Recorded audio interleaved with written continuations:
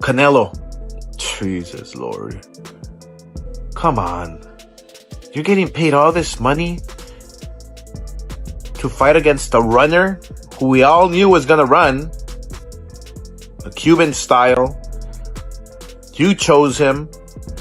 And now you say you hate fighting runners? Well then, don't fight runners. I don't know what the f he was doing, you know. I heard that that's never happened to him until he got with Reynoso's group, you know what I'm saying? So maybe they are doing shit that they're not supposed to be doing, you know what I'm saying? Maybe they didn't clean him out at the right time and he got caught up, you know? So, you know, I guess I'll just wait for him too. I just got to focus on July 12th. You know, after that, anything can go. It was, it's not interesting to see the fight when one person doesn't want to win at all. But it was hard fight for Canelo because he was always aiming, and even the skull didn't throw punches, and it's hard to catch him. You know, he's just moving, but his movement is good, to be honest. Yeah, it might finally be over. The face of modern boxing, Canelo Alvarez, is once again surrounded by controversy. This time, it is not because of a knockout loss or signs of age catching up with him. Instead, old accusations involving steroids, PEDs, and doping rumors have resurfaced. The fighter once celebrated as boxing's pound-for-pound king, Mexico's biggest superstar, and Floyd Mayweather's successor is now facing renewed questions about his It's fucked up that they don't got Tank as one of the top guys, pound for pound. And you look, they can rate Canelo up there, and I just feel like Canelo is one of the guys. He's one of the top guys up there, but he's not the only guy. Even though Spence went through what he went through, and Crawford, these guys should be rated up there. Every time they went out there, they done what they had to do. There's so many young fighters that's up and coming that we don't talk about. That kid Ennis Booth, don't sleep on him. Don't sleep on him. I tell these fighters, don't. Hell of a fighter. Benavidez should be ranked in the top pound for pound. But what we don't talk about is, you know, Canelo. Steroids. They don't talk about that. So we don't know. We really don't know all the fighters he beat. He could have been not clean in a lot of fights. You think he was clean the night he fought? I'm saying, I don't know. That's from the 2018 Clenbuterol controversy to recent comment from rivals such as Terence Crawford, David Benavidez, and Jermall Charlo. Many people are once again debating whether Canelo's success was built purely on talent. For some fans, the damage to his reputation has already been done. Canelo Alvarez was never just another boxer. He became a worldwide phenomenon. After turning professional at only 15 years old, the young fighter from Guadalajara quickly became one of Mexico's biggest sports icons. He earned a reputation for hard work, fearlessness, and a willingness to challenge the toughest opponents available.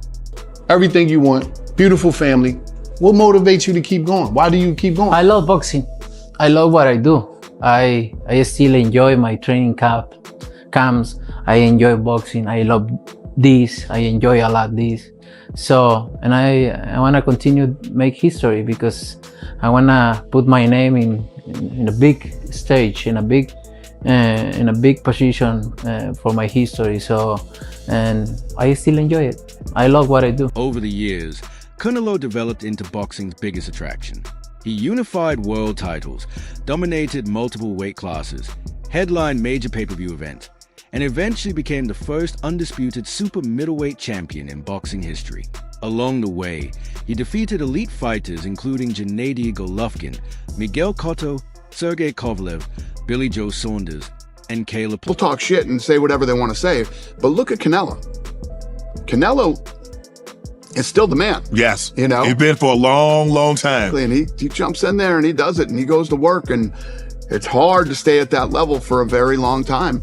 And Canelo's another guy. I mean, what's this guy clipping? But even legends are not immune to controversy. In 2018, as the boxing world prepared for the highly anticipated rematch between Canelo Alvarez and Gennady Golovkin, shocking news suddenly emerged. Canelo, man, I don't know if he's cheating. What do you mean? I feel like Canelo juices. But I'm a Triple G fan, so I'm a I have, say that ahead of time. I just like there's Triple a G. lot of money on the line, and if I could get away with it, I would do it as well. Some tainted beefs. I think, well, he definitely got busted once for something, but it could have been from tainted beef. We don't know. But it also could be that, we should probably leave them the fuck alone and let them do whatever they want to do. Do you want to see Manny Pacquiao fight or not? Right? I want to see him juiced up, fighting at 45 years of age, coming in with a full six-pack, lighting people. Canelo tested positive twice for Clenbuterol, a banned substance. His explanation was that he had consumed contaminated beef in Mexico, where Clenbuterol contamination in cattle has reportedly occurred before.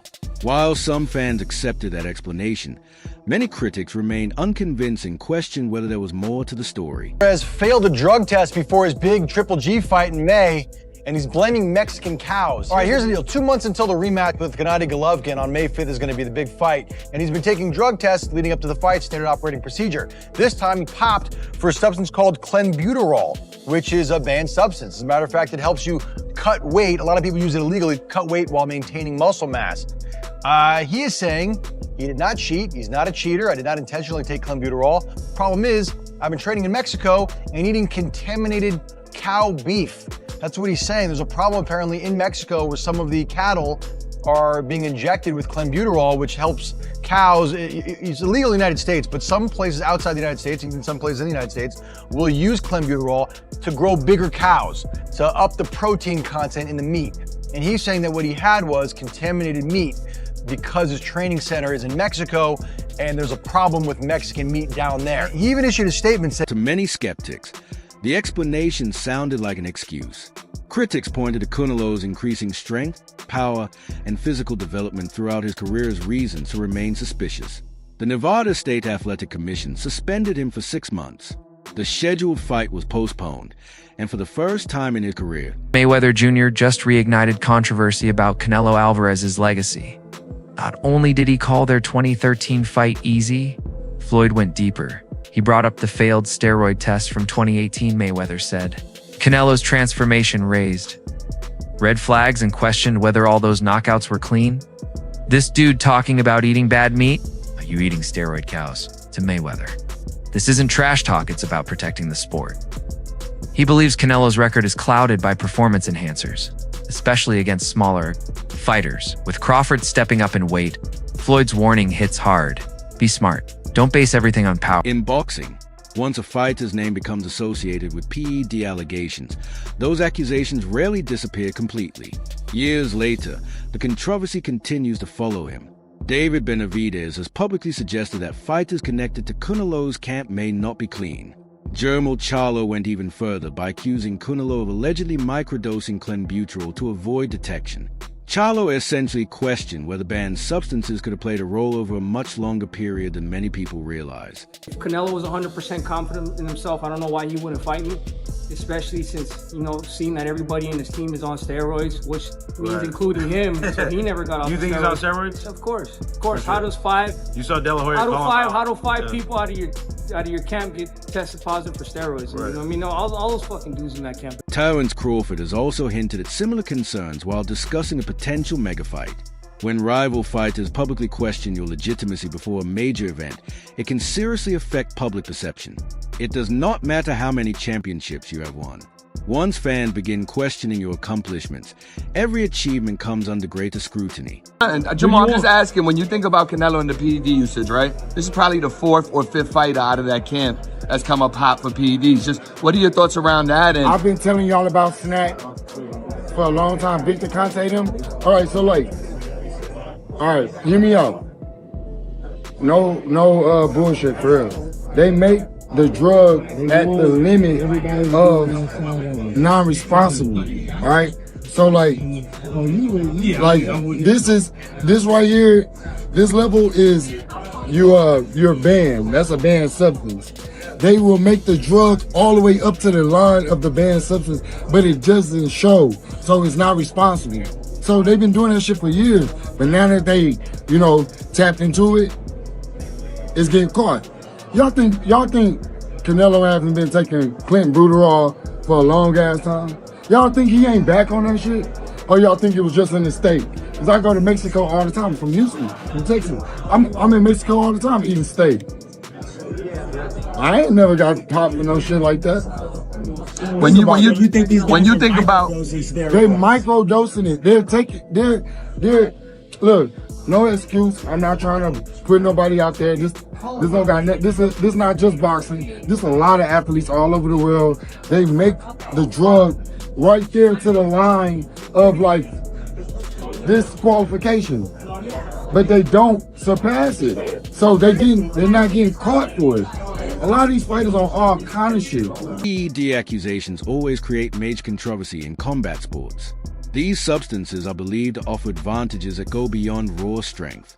They can potentially improve recovery, stamina, endurance, and overall athletic performance. In a sport as dangerous as boxing, even a small advantage can become a major issue. That is why many fans react strongly whenever doping allegations are. What's up, everybody? I want to give a big shout out to Snack for always supporting and helping me out with this previous fight. Snack strong, baby. The situation becomes even more complicated because individuals associated with Canelo's camp have also faced questions regarding banned substances. Jamie Munguia, who shares close connections with Team Canelo, has also faced scrutiny related to anti-doping concerns. This is one reason critics such as David Benavidez continue directing criticism. The other thing about it is, like, once your body doesn't produce it anymore and you're in your late 30s like that and you've been juicing for a long time. There's like Clomid and stuff that tries to or HCT or HTC. What's is that that's a cell phone. Either way, HCG or something like that. Whatever it is, but it's supposed to boost your testosterone naturally, but never to the levels when you're injecting that Jamba Juice. No, not only that though, you can't take that stuff. Not in the UFC. Right. It's illegal. I'm just saying that's true. I guess when he retires, he can do whatever the fuck he wants. Yeah, when he retires. Or goes to Ryzen. Can you imagine? If the UFC lets him out of the contract, and then all of a sudden he disappears for like 8 months, and just we hear, just locked in the house with horse meat. Bad. Just fillet of horse all day. He's eating that Canelo meat. And goes back to deadlifting and hanging out with power lifters. Despite the controversy, Canelo's accomplishments inside the ring remain undeniable. He conquered multiple divisions, defeated world champions, and carried the sport of boxing for nearly a decade. However, legacy is not built solely on victories. Some fans worry that Canelo could eventually be remembered in a similar way to athletes such as Barry Bonds or Lance Armstrong, extremely talented competitors whose achievements became overshadowed by controversy. That is a difficult position Canelo now finds himself in. Watch this. How would you have done if you didn't cheat? It'd be very difficult, right? Old school doping, cortisone, and other things here and there. 1, maybe 2%. EPO is a 10%. What do you think we all did? But you didn't get 10% better. You got 100% fraudulent. This isn't about redemption. It's reputation damage control in disguise. You didn't make a tough choice. You made the easiest one. Lie, inject, win, repeat. And while you were stacking trophies and $1 million brand endorsements, you were burying every clean athlete who still believed in hard work. You were a role model to me as well until you became a warning label. You didn't cheat the system. You cheated the fans, you cheated the sports, and you cheated yourself. And now you're trying to justify setting a wrong example for anyone who's actually trying to get ahead in life. And this is exactly why I don't do business with anyone who buys followers and likes on social media. Because if you lie about that, what else are you lying about? At the same time, many fans believe Canelo is no longer the dominant force he once was. The explosiveness, aggression, and hunger that made him one of boxing's most feared fighters do not always seem as visible today. His recent performance against William Skull disappointed many boxing fans who were expecting a vintage Canelo performance.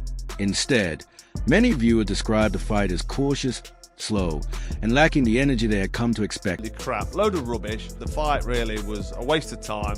If you haven't watched it, don't watch it because there's better things you can be doing, like probably watching the grass grow or watching some paint dry maybe. But that fight was a total waste of time. Watching that as a former unified super middleweight world boxing champion and Hall of Famer, I was thinking to myself, what an opportunity you've got there. If I was fighting still 10 years ago, if that opportunity came up for me, I know Canelo Alvarez is going to be a tough fight for anybody. I know it's a long ask trying to beat a guy like that, but come on, if I'm in there with Canelo for whatever amount of money, there's going to come a point where I'm saying, right, I'm going for it now. Probably around 3 or 4, I'm going to stick it on him.